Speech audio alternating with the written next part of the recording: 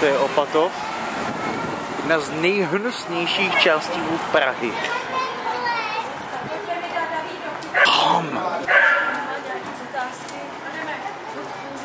Absolutně nechutný.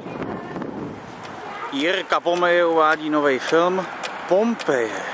Vidíme nečekaný pohled na Florenci a nikdo tady není. Tady nikdo není, tady taky ne. Se málo kdy stává.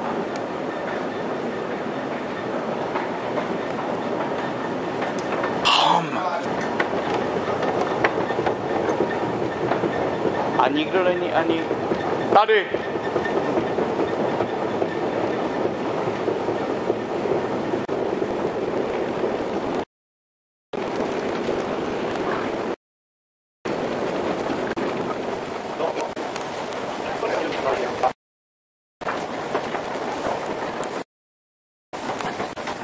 Teďka čekáme, až tam přijede metro a vidíme, že už se něco valí.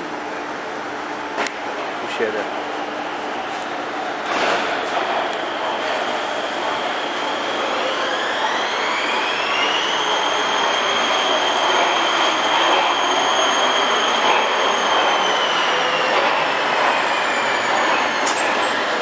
Tady máme pražského povstání, což už vypadá mnohem líp než na Opatově. Ale furt to jaksi není ono, že? Ale docela to vyjde. Žíně. Pán.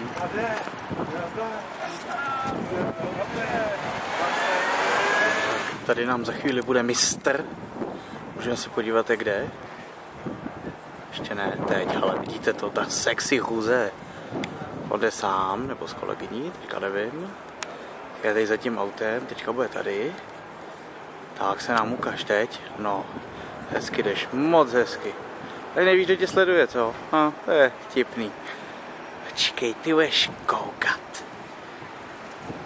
Jdeš do háje, co? Radši jo, čau.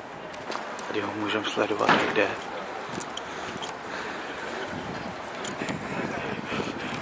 Tak. A máme tady jídlo, to jsou špagety. Pan Walter má smažák. Bude dubbing.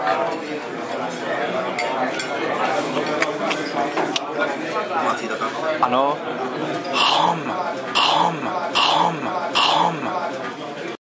Tak. A teďka jdeme právě z oběda. Ano, spokojení na kopání. Jde teplouš.